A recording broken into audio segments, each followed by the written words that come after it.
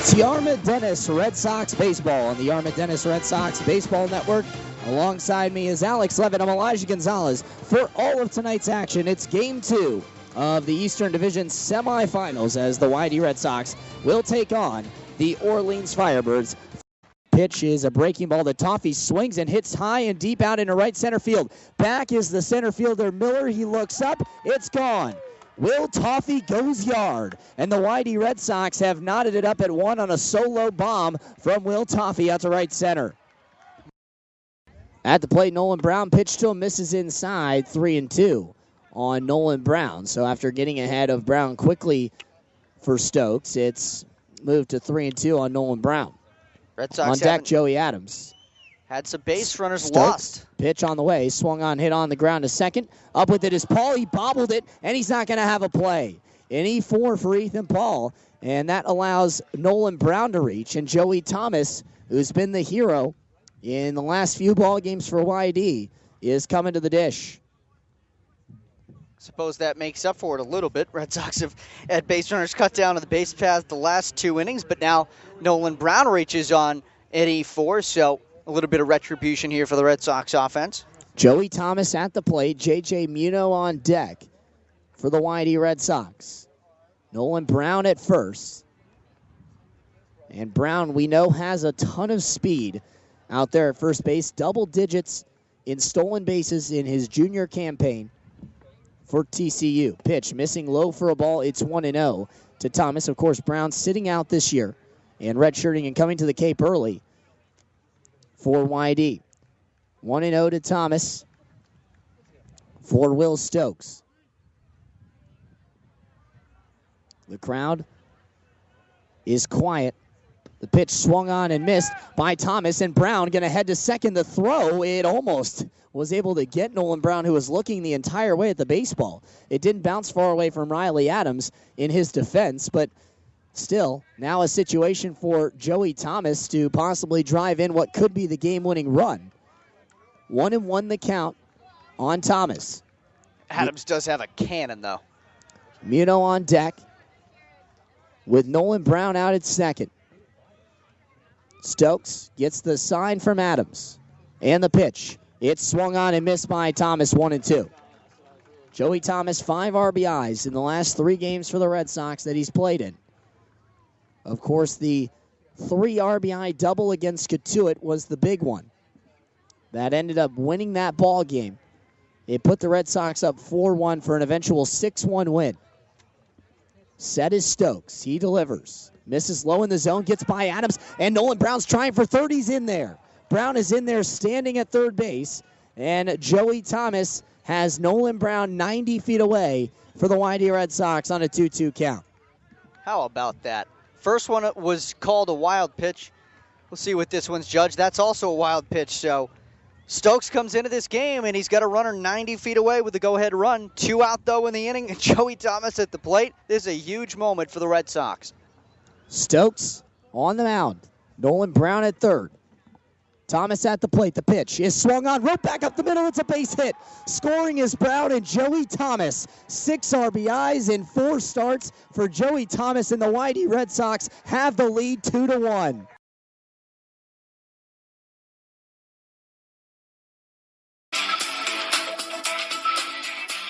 Well, Alex, we've been waiting to say it all season long. The YD Red Sox are heading to the Cape Cod League Baseball Championship Series. The YD Red Sox win this one by a final score of 4-1. Really an all-around terrific performance by the Red Sox. First starting with the pitching, how good was William Montgomery out there on the mound today? Oh, he was fantastic. He did everything that you could have asked him to do. It was a perfect effort from Will Montgomery, perfect for the task at hand, and the bullpen did a great job closing it out, didn't give up any runs. And on the hitting side of things for YD, they're able to get runs early in this ball game. How crucial do you think that was to get the runs early and allow the pitching to kind of feel that confidence that they had with the lead?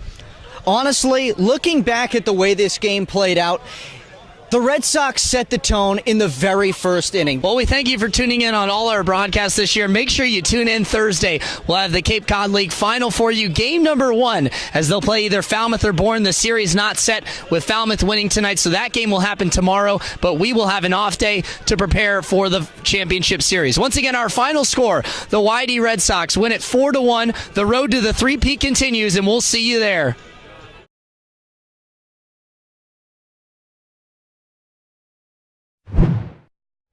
Here with Brendan Skidmore, the YD Red Sox, as they were able to pull out this ball game by a final score of 8-6. Brendan, you come up with a big 2 RBI double in the 8th inning to give your team the lead. What was your approach like for that at bat?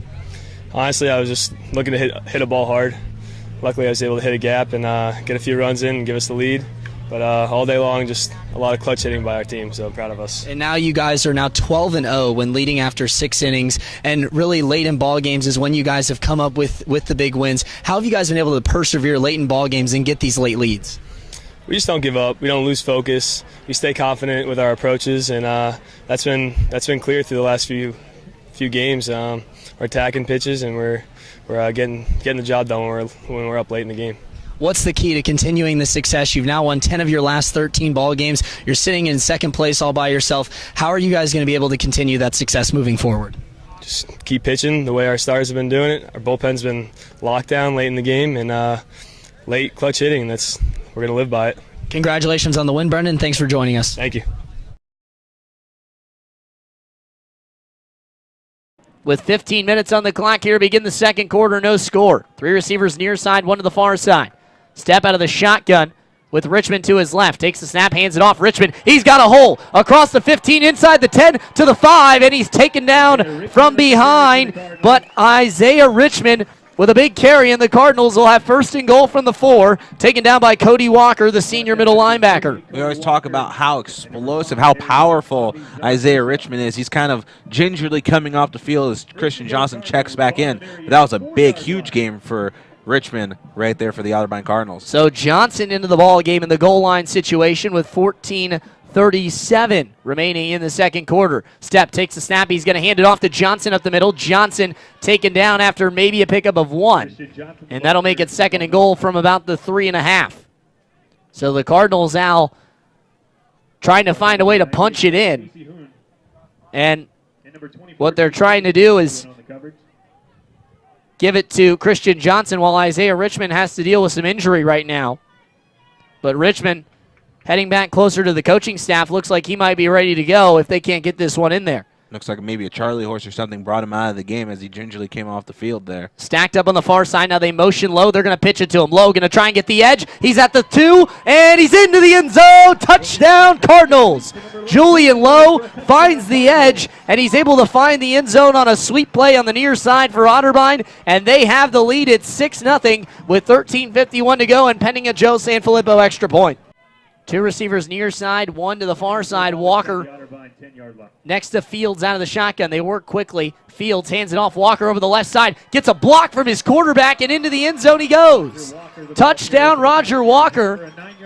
And how about Darian Fields getting out and throwing a block out in front? So it'll be Logan Stepp and Christian Johnson that'll come out. Johnson the back behind Logan Stepp, who's in the pistol. 3 receivers out to the far side, 1 to the near side. Noah Durst will motion into the wing position on the far side of the field. Stepp takes the snap. Going to hand it off to Christian Johnson at the middle. There goes Johnson. 35-30, 25-20, 15-10, 5. Touchdown Johnson. The Otterbein Cardinals, 1 play, and they're in the end zone to take a 6-point lead. Christian Johnson right up the middle.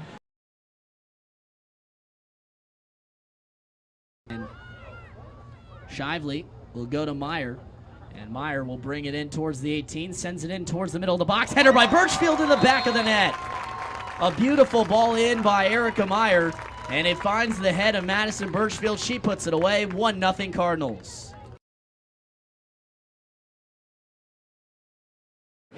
So Andre Bradley will stay in the ball game with 2 fouls.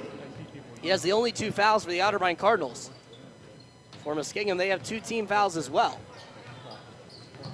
At the top of the arc, it's Glass, that's Page as he hands it off to Peoples. Far side wing with the ball. And hand it off to Keys. He'll pull up from the elbow. Left elbow, no good. Rebound pulled down by Connor Clark. And it's given off to Jake Phillips as he brings it up the floor high on the left. Phillips off a screen from McEwen. Gets it to McEwen on the near side wing as he penetrates down the lane. McEwen can't get the finish. Connor Clark there for the rebound. Gets it to go. Connor Clark inside with the putback and the bucket. 19-11. Otterbein in front by 8. And the Cardinals are going to have a chance to win it. Hughes rolls it out to Phillips. Phillips up the floor. 3 on the clock. 2. Jake Phillips pulls up for 3. Got it to go! Jake Phillips at the buzzer! Knocks down the 3 and has won the ball game for the Otterbein Cardinals. Danny Kissel will inbound it for the Otterbein Cardinals. Otterbein trying to get it in.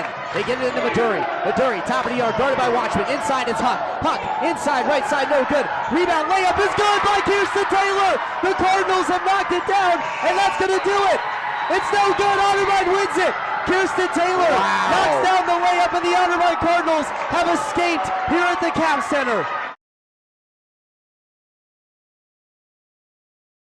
Borchers will set this one up, and down the line it goes.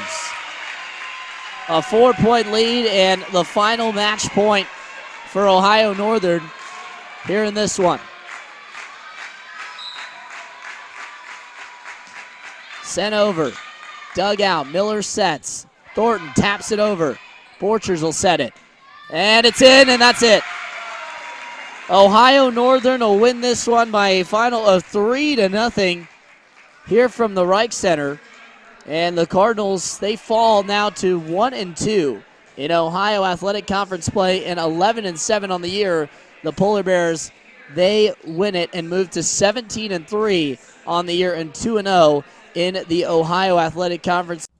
This is your Milwaukee Sports Center on 540 ESPN. And it's brought to you by the Lakeshore Chinooks. Watch the Chinooks play baseball this season at lakeshorechinooks.com. Sunny and 75 in downtown Milwaukee at 11:01. I'm Elijah Gonzalez. Carlos Gomez was the topic of trade talks last night. The Mets had said the All-Star outfielder would head to New York for starting pitcher Zach Wheeler and infielder Wilmer Flores. After a few hours, however, the trade was called off. The Mets say Gomez's hip was the reason for calling off the deal. The center fielder is hitting .262 this season with 8 home runs and 43 RBIs. The Brewers finished their road trip in San Francisco yesterday, losing 5-0 to the Giants. Mike Fiers had a good outing, but Milwaukee's offense struggled, picking up just 6 hits during the game. The Brewers begin a homestand at Miller Park tonight against Chicago. Jimmy Nelson will be on the bump. The Packers officially began training camp this morning. Some notable names were not in attendance today, one of those being Andrew Corliss. He was arrested on July 4th in Miami for firing his gun in public. Coach Mike McCarthy stated today that the Packers tight end is dealing with family issues and will be gone as long as he needs to be. For all things Packers, check out Jason Wilde's blog at ESPNWisconsin.com. The new preseason college football poll has been released today, and the Badgers are sitting 18th. Wisconsin will have safety Michael Caputo, quarterback Joel Stave, and running back Corey Clement meet with the media later this afternoon at Big Ten Media Day. SportsCenter brought to you by Lakeshore Chinooks. Drew Olson coming up next.